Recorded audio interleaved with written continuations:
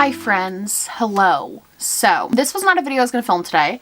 I was actually going to upload a different video today and I was in the process of editing it when somebody tweeted at me asking to look into the Nikki Phillippi situation, and I had seen something. I had seen Def Noodle's post initially when she announced this on her Instagram, what had happened. And I was trying very hard in that moment, despite being enraged, to not cast judgment until I knew the full story. And then I found out that they put out an entire video discussing the situation, and now I physically cannot control my rage at the situation, and I just think it needs to be talked about. I think this is a tough situation because normally when I talk about things that happen in the YouTube space, or when I'm talking about creators who I think have just made massive, not only just mistakes in general, but like mistakes with their platform, normally there's like something that can be done. But in this situation, it involves the passing of a dog, and nothing can be done to bring that dog back. Like, no matter how much I yell,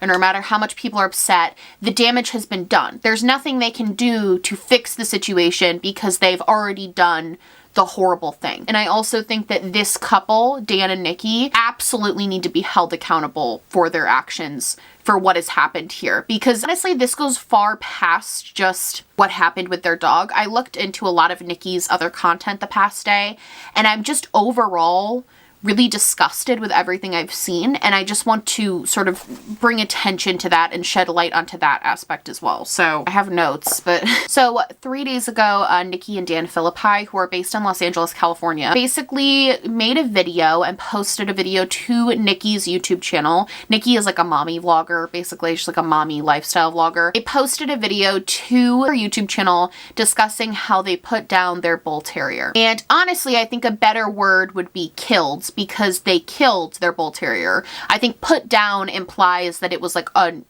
out of their hands, because normally when you hear that a dog has been put down, it's like, oh, they were incredibly sick, or they were super old, or there was like a reason behind putting them down. But in this situation, it does not appear like there was a legitimate reason for this needing to happen. So I personally will be saying that they their dog, because in my opinion, that's how I feel. In the video, I wouldn't even recommend watching it, honestly. It made me cry. It made me really upset, and I honestly don't even think you're going to gain a lot of insight from watching it. I think watching recap videos, you're going to understand what they said, but if you want to hear it from their own words, that's fine. I just don't think it's worth it, honestly, because the way that they discuss it in such a cold, heartless way is like very upsetting. Basically, they said the main reason they killed their dog was because he had always struggled with aggression. I guess he was attacked as a puppy, which is like red flag number one.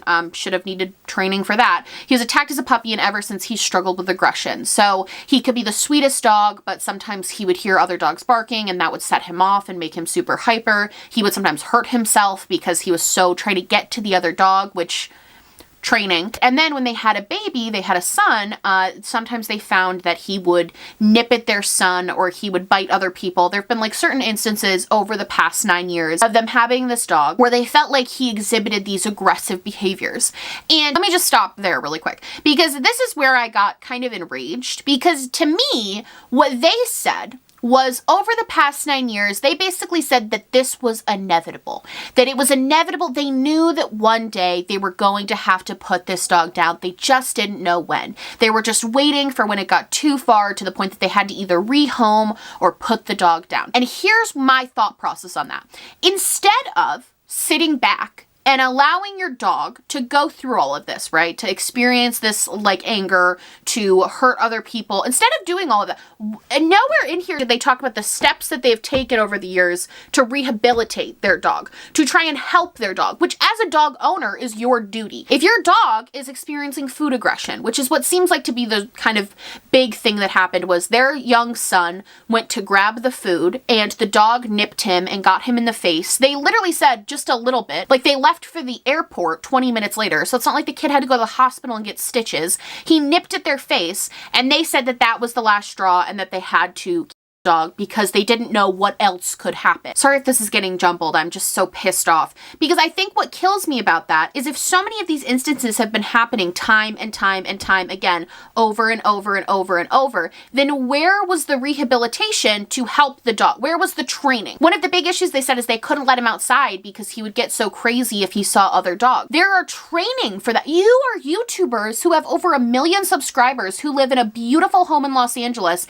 and you don't have the money to do even like not even private training classes, but like public training classes to help your dog. If you have a dog that you know is like that and you have a son who is not yet old enough to understand boundaries, then you need to be watching them at all times. It's not the son's nor the dog's fault that you guys didn't set up clear and proper boundaries. If you know your dog is food aggressive, feed him in a separate part of the house that your son can't get to. My dog Stella, she's a puppy, and we're working on her with this in training classes, which is what you should do as a dog owner if your dog experiences any of these problems. She has slight food aggression. My other dog, Oliver, tries to go near her food. She barks at him and she growls. So feed them in separate areas for now, and we are slowly working with her to get that food aggression down. When you take on the responsibility of a dog, you have to take on the responsibility of them potentially having stuff that they need to work through. So if they did do some of that, they definitely didn't talk about it. And my sneaking suspicion after looking more into particularly Nikki, I don't know a lot about Dan based on her videos, but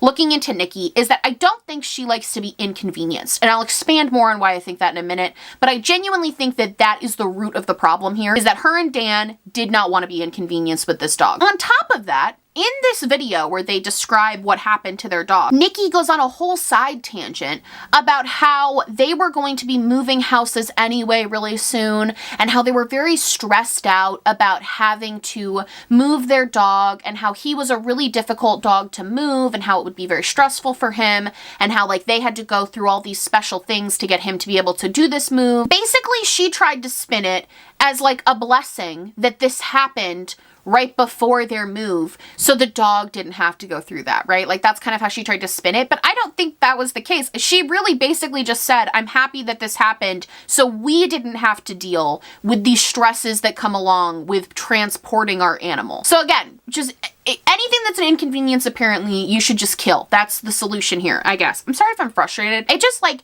I literally cannot express as a dog owner how many times I have sobbed. They're literally puppies still. I sob like weekly thinking about the day that I will have to put them down or the day that they pass or whatever, even though it's like 10 years away, because I cannot fathom the intense heartbreak that I will feel when that happens to my dogs. Like I literally cannot put into words, or it's gonna make me cry right now. I can't verbalize how upsetting it would be for me in any way to lose my 2 dogs. I literally cannot put it into words. They are like my children. Like I cannot fathom it. So to see 2 people, I know they got like choked up, but to see 2 people so casually discussing the last day that their dog was on earth and so casually discussing a death that they directly caused, it's just like, it made my skin crawl. Like it's so sickening to me. They apparently called the Humane Society, and the Humane Society said that they couldn't rehome the dog because the dog had been with them since birth, and also I guess something about how they would be liable for the dog.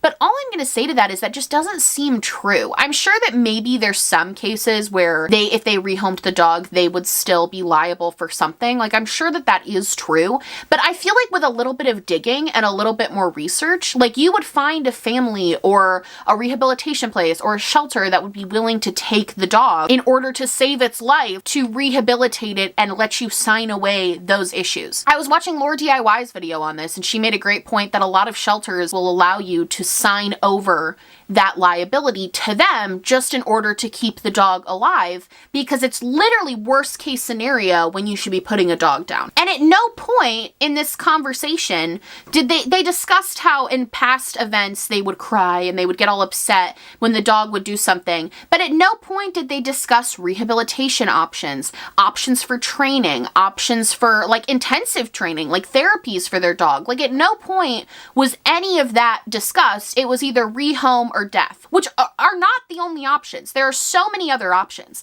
And I think that at the core is what bothers me about this situation, besides the fact that I think these people are awful people. What at my core bothers me about that is that they're promoting to their audience that like you only have so many options. There is so many things that you could do that wouldn't result in having the dog die, having the dog killed. There's so many other options and so many other steps you can take to, number one, not even get it to this point, and to number two, after that did happen, to train the dog, to help your son understand that he can't do that with the dog. Like, there's so many things they could have done had they just been willing to put in a little bit more effort and a little bit more care into their animal. And I think the worst part of the video, which I have no idea.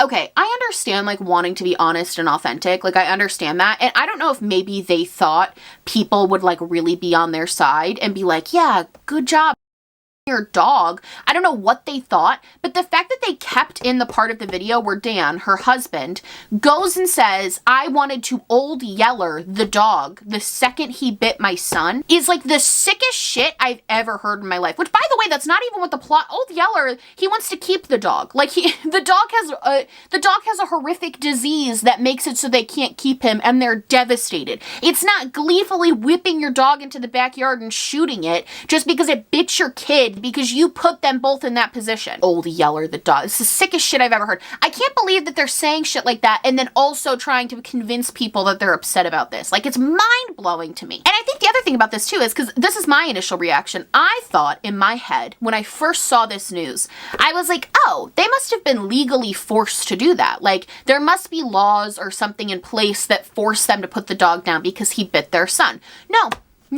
Nope, nothing because that's the defense I saw a lot of people saying, which I agreed with. I was like, oh yeah, if they were legally forced, not that I agree with that, but there are laws in certain places that say, like, if you really, really bite a child or you bite somebody really badly, I know that there's laws that make it so you have to put a dog down. They were not legally forced to do this. I feel like that is the most important point to hit home. There was nothing legally forcing them to do this. There was not even anybody other than themselves, because it was their kid. So it wasn't like the family of the kid that they bit was really pressuring them. There was none of that. This was solely their decision. No pressures from outside forces, nothing. Solely their decision and what they wanted to do. And I think the worst part of the video, there's so many bad parts about that video, but one of the worst parts was when they went into graphic detail about the last day that they spent with their dog. Mind you, like, didn't even shed a tear. Like, they're talking about the discomfort. I can't even talk about it, actually. I can't even talk about that. I don't even know this dog, and I feel like crying because it just makes me so sad. Like, that's literally the saddest thing I've ever heard. They're talking about putting drugs into their dog and the discomfort he felt, and they're not even shedding a tear. It's ridiculous to me. And on top of that, what I just found out today is, on top of all of that, like, this day was already horrific enough for this poor dog. They did a fucking photo shoot with their dog, with the baby next to the dog, before killing this animal. They did a photo shoot in their backyard, which, again, if this dog was like dying of a terminal disease, or if this dog was incredibly old and needed to be put down, I would be like, okay, yeah, like, take some pictures, like, have those moments. You are making the choice to kill this dog, or biting your son, and you have a picture of your dog and the son photographed together that you guys shot in your backyard to be able to post to Instagram about your fucking dog. It's ridiculous. And also, on top of that, just to like calm myself down, now there's videos surfacing of them like hyping up the dog with another dog, purposefully making him angry, purposefully doing things that you just wouldn't fucking do if you had a dog that had those types of issues, if you were actually trying to rehabilitate them. And this gets me more into just Nikki in general, because I've been watching, it's her channel. A lot of times people make a really good point that I feel like when stuff like this happens, a lot of times the hate falls on the woman involved in the situation.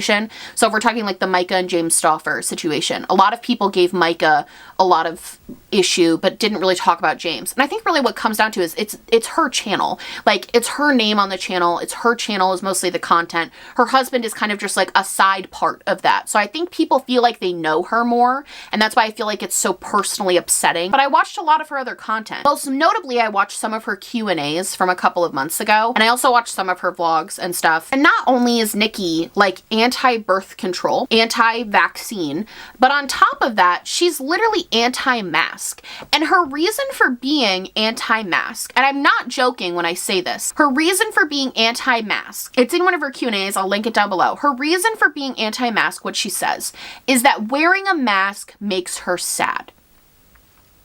That's the reason. It makes her sad. It makes her sad that she has to wear a mask. It makes her feel less connected to people. It makes her feel sad. It makes her feel sad that her son has to wear a mask and that he has to see other people with masks. And it makes her really sad. So that is why she doesn't want to wear one. So she just doesn't leave her house, or if she does, she only goes to places where they don't require masks. So to me, what I hear from that, and she even made a point, it's alarming how like she almost hit the nail on the head. Because in that video, she literally said, I know people might think I'm being selfish because it just makes me sad, but like the coronavirus is killing other people. So I know that like you might think I'm selfish. And it's like, yep, you're at the point, you've hit the point right on the head. But then she goes, but this is just my opinion. To me, what this screams of, after watching some of her content and also watching this video she put out with her husband, it really just seems like they didn't want to put in the effort to be inconvenienced. And that's what it comes down to. Like, she seems like the type of person, based on the content she puts out, obviously I do not know her in real life, she seems like the type of person who does not like to be inconvenienced, who does not like to have things impact her at all. Global pandemic shouldn't impact her. Having to train her dog instead of just putting it down shouldn't impact her. I think it's obvious that she's a very selfish person, and I think the fact that she has amassed over 1 million followers is like bananas to me. Like I said at the beginning, like I struggle with this situation because like what are you going to do? I mean, I don't think you should go send these people threats and hate messages, but I think you should unsubscribe and like stop giving these people this is just like, I know this is the end of all my videos, but it's like, can we please stop giving horribly selfish people these types of platforms to spread this type of information, to do these types of things? Like, please. Her dog is gone. And now everybody knows about this and feels this hurt, and all of this misinformation is spread by them. And it's just like, it's honestly like, I can't even put it into words. I don't know. I think I just wanted to vent, honestly. I think this whole thing just makes me so freaking sick to my stomach, like truly makes me sick to my stomach. I can't even, I think because I'm a dog owner, and I think most pet owners in general will feel this way, it's just like, it's just so incomprehensible to me to imagine doing that as anything other than my dog is like terminally ill. Like that is the only I cannot imagine and cannot comprehend the mindset to call somebody, bring them to your home. Wasn't even a doctor, it was just like an anesthesiologist. Call somebody, bring them to your home, and have them murder your dog right in front of you. For no legal reason, for no health reason, just because you don't want to put in the effort to train your dog, because you don't want to go through an inconvenience. I haven't been this heated about something in a minute, but this one, I think because there's no, I can't even offer a solution. I think that's like the most frustrating thing on the planet, to not be able to offer any sort of solution or like anything. There's just nothing. It's just an incredibly sad, fucked up situation, and I sincerely hope that they've already put their Instagram accounts on private. I really hope they just fucking leave the internet, because she's not giving any helpful, insightful information on her channel regardless. Besides the whole murdering her dog thing, she's spewing all this anti-science bullshit in the middle of a pandemic. That's gonna be it for me. I'm not even gonna do my normal outro. I'm so pissed off right now. This whole thing just makes me so enraged, and I just like, I hope I'm not I'm not overreacting. I don't think I'm overreacting. This is such an enraging situation that I was really trying to like be respectful of and give the benefit of the doubt, because I really thought there was like something happening that I wasn't aware of. But after being provided with their context, like from their own mouth, their version of the story, it just makes it so much more disgusting to me and so much grosser.